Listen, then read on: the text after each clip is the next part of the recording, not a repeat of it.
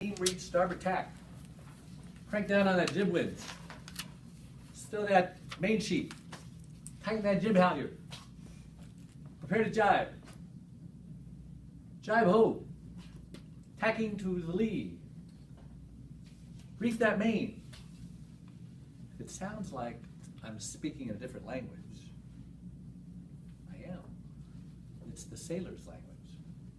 When I was 17 years old, I sailed my first boat. I took lessons on a 12-foot Sabot in Marina del Rey.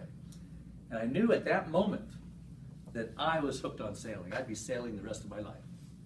But the best part about it was, besides having all that fresh air and the beautiful scenery and that ocean breeze and the salt water just flowing through my beard and my wavy hair, yes, I used to have wavy hair back then, it was easy to get a date when you sail. What girl doesn't want to go sailing? And you say, yeah, oh, you're on a sailboat.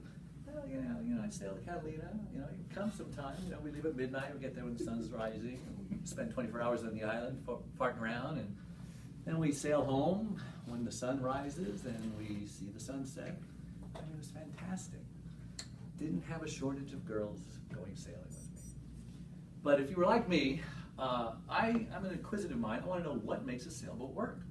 So, you know, I took sailing lessons, and they taught me that it's all about aerodynamics, like a plane. So how many of you have like stuck your arm out the window on the freeway, you know, and you did this thing, you go up like that, your arm goes up, you go down like this. It's all about aerodynamics. You see, this is my hand. I'm going to pretend that it's an airplane wing. Airplane wing has a slight curvature to it. So when the wind's coming in on an airplane wing or on your hand out the window, the wind is going to go around the outer edge of this curve, and it's also going to go around the under edge of the curve. Now, it takes longer to go from one end of the outer edge to the other end of the outer edge, and it takes shorter to go on the underside. Now, that creates a low pressure system on the top because the wind is actually going faster because it has to meet the other side at the same time. And it creates a lift or a high pressure system underneath. And that's what makes your hand and the airplane wing goes up. Now with sailing, it's the same thing, only it's all vertical. Now picture, if you will, the wind coming toward this sail, and it's hitting it, going around, same low pressure here, going around the backside, same high pressure, and it's lifting it forward instead of up. Now, why does it just blow over? Because on every sailboat, there's a keel. What a keel is, it's this big, heavy thing under the boat, and it's full of lead, and it keeps the boat from being blown sideways. And it also keeps the boat, I know you've seen boats sail at a 45-degree angle. And so as that wind is blowing the sail over, this is coming up, and it's very heavy. And so the higher it comes up, the more gravity is pushing it down. And the engineers make that boat so that it kind of stays at a 45-degree angle. That's a comfortable angle to go sailing on. It's exciting, it's invigorating. So now that you know what makes a sailboat work, I'm going to share with you a funny story that happened to me when I was much younger. I used to sail from Catalina, or from Marina del Rey to Catalina, like I said before. And I caught a crew this particular time. It was about 7 misfits from my father's gas station that used to work for him. They're very similar to, if you ever saw the movie Car Wash, these kinds of people. You know, you really wouldn't want to associate with them if you were older. But, you know, I was young and immature and irresponsible in those days, so couldn't find anyone else to go sailing with, so that's who I picked. And there was this girl, of course, who I liked, and I said, come on, you want to go sailing? Yeah, yeah. So we're leaving midnight, and it's a 9-hour sail to Catalina. So I'm getting along well with this girl. We're talking. We talked for 9 hours, and we actually had a very good time getting to know each other. When we got there, the sun was coming up, and had a fantastic time on the island. And then that night, it was so cool, the Santa Ana wind started picking up, started blowing. It blew all the haze away.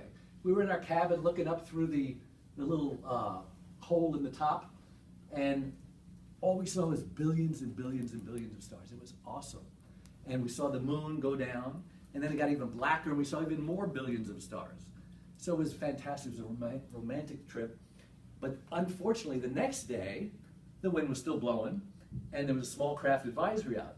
So me, being a responsible captain, didn't want to sail that day, wanted to wait an extra day, but my crew was planning a mutiny. They had to get back to work or they were going to get fired.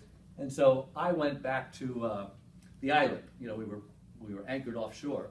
I said, I'm going to find the saltiest, oldest, experienced sailor I could find and ask him how he would go out. So I find this guy, big bushy white beard. I say, tough weather, huh? He says, yeah. I says, would you go out in weather like this? He says, not if I didn't have to. So he explained to me what I should do to make it home alive. So I followed his advice to the T. So the first hour was fun. I told him, come on, we're going. We started the engine up, lowered the main, and hit the waves at a 45-degree angle. Because if you hit them directly, you go up, and the boat can actually fall from the top of the swell 10 feet down to the bottom of the swell, and you could smash your hull to pieces. So we were very careful to do what he said. And the first hour was really fun, you know, it was exciting. Everyone enjoyed it. The spray was in my face. And after an hour, it got pretty old. My pea coat now weighed 500 pounds. Everybody was getting sick and cold. All our stuff in the boat had fallen down into this big puddle. Nothing was dry on the boat. And one by one, I watched my crew members, you know, like sheep going to the slaughter, deciding, do I want to stay above and be freezing, or do I want to go down below and be warm and get sick? Because down below, you know, your equilibrium is all messed up, and the head kind of smells. So one by one, I saw them all, I knew what they were thinking, they all turned green, and I finally, being the captain, was the last one to go down below and do my thing. I had the first guy, you know, take over the wheel so that we weren't just going nowhere. And I'm looking at my poor girlfriend, my date. I'm saying, oh man, she's green, she's getting sick, she's freezing. She's never gonna want to go out with me again. And I says, oh. But the good news is, she did go out with me again, and again, and again. And a year later, she married me. And the rest, as they say, is history. So I don't want my negative story to influence any of you to not go sailing if you ever have the opportunity. Just make sure you don't pick a captain who's a teenager, Mr. Toastmaster.